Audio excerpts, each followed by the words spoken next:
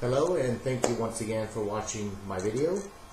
As you may recall, my last video we tasted Frank Cornelissen's Rosso del Contadino, and some of you may have found that a bit tough to find out there in the wine retail world. So I thought tonight I would taste a wine that's a bit more readily accessible so that some of you can go out and pick up a bottle and watch this video again and perhaps taste it along with me.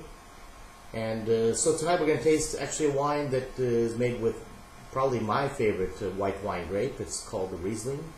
Some people pronounce it Riesling, but it's actually pronounced Riesling. And it's from Germany. Yes, many of you have your opinions about German Rieslings, or I should say some concepts. And I think this is actually a good way for you to go ahead and get introduced to German Rieslings. This wine comes from the Pfalz. This is in the southwestern part of Germany, actually just over the border from France. In fact, in about 30 to 45 minutes you can drive into Alsace. So if many of you have some experience with Alsatian wines, perhaps Rieslings, this will be a perfect way for you to get introduced to Germany. I feel that the style in the Pfalz is quite similar to Alsace, albeit a bit higher in acidity due to the fact that they're further north, cooler climate, and in theory, or in practice actually, cooler climate does produce wines with a little higher acidity. In this episode, I'm going to do something that I don't do too often. You'll see me in other episodes put the wine in my mouth, taste it, and spit it out. That is something that I've become accustomed to when I wine taste, so I can make it through the larger wine tasting events I go to. But under the advice of a close friend of mine, his name is Brent. Shout out to you, Brent. In this episode, I will not spit the wine out. I will actually consume it.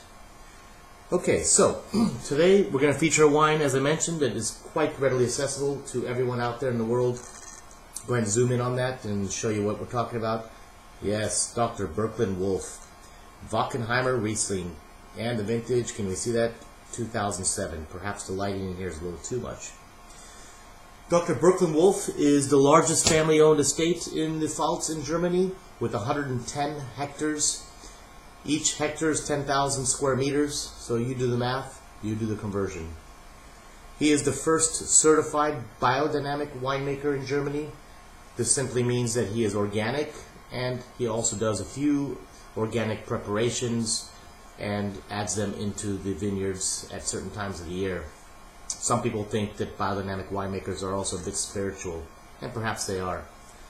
So, again, this is a Riesling, one of my favorite grapes, a grape that makes wines that can be bone dry all the way to the other side of the spectrum, dessert sweet, with lots of residual sugar. But what makes a Riesling special is that when it's made by a good winemaker, you get a lot of acidity, which keeps dessert wines and dry wines quite fresh. So, show you the wine. There it is in the glass. Quite light in color. Rieslings are typically light in color, especially when they are from the old world, i.e. Germany, Austria. Cooler climate Rieslings tend to be quite light, and also young wines that are white can be quite light in color. So let's go ahead and give this a smell.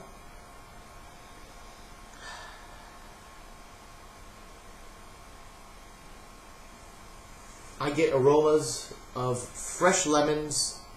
If you take a lemon, you take the peel, give it a little twist, you get the lemon zest, the oil that flies off from the lemon. That's exactly what I smell. It's like a summer's day lemon zest. Fantastic.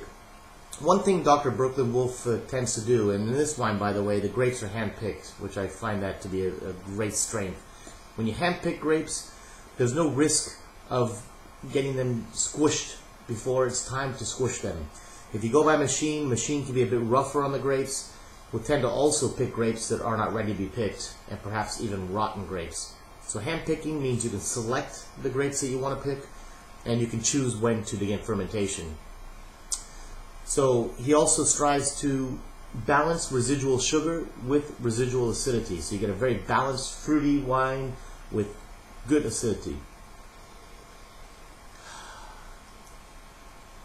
As I mentioned, fresh lemons, very ripe lemons, and a hint of minerality. There's a lot of discussions today about minerality, so we won't get into that.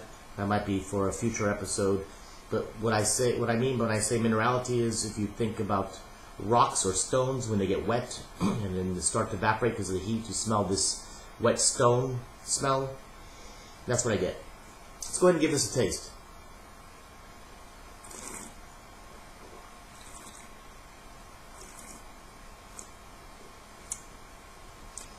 From the minute this wine enters the mouth, explosion of flavors.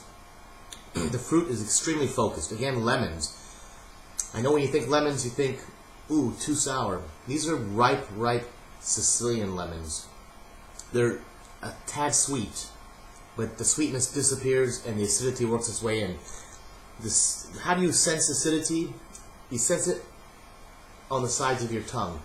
But to make it more simple, your mouth will start to water. The higher the acidity, the more your mouth waters. Take a lemon, bite on it, and you'll get the sensation I'm talking about. You get that on this wine. Concentration, again, perfectly well made, lots of flavor. The finish, the end, long. 10, 15, 20, 30 seconds.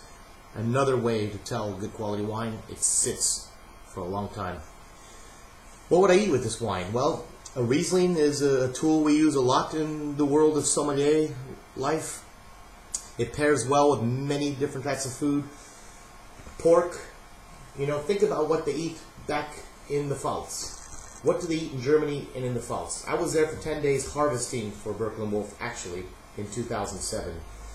Happened to be a great vintage. I promise you I had nothing to do with that. But in 2007, the spring, the budding of the vines occurred quite early. The summer was mild, and the fall was warm with cool evenings. So that meant that the grapes had a longer hang time.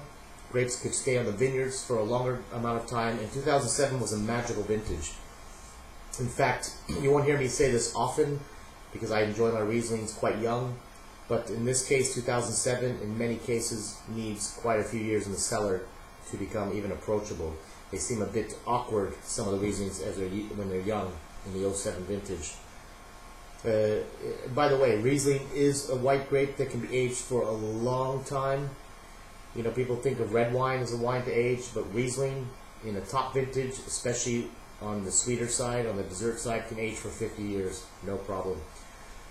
So, what would I eat with this again? What did I eat in the Pfalz? I had a lot of pork when I was there. Pork steaks, big, fat, juicy pork steaks. Don't cook them too well. Leave them medium rare. Caramelized onions on top, mushrooms, biting set, nice clean Riesling to clean the palate. Fantastic. Shellfish, gratinated crab, scallops, all of this works with Riesling, even chicken. So don't be afraid to try some food with this wine.